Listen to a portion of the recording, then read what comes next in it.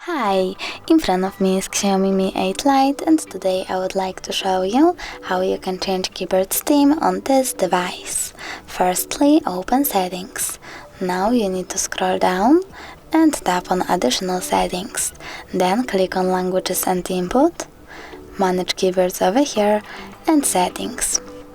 Then choose Theme and tap on Show More over here to see all available themes. When you're done, you can pick one of these photos, click on it, tap on the switcher next to keyboarders to turn them on or off, and tap Apply. You can do the same with one of these colors. So now when I go back, I can see that theme of my keyboard has changed. Thanks so much for watching. If you enjoyed this video, don't forget to smash that like button, comment and subscribe. Bye!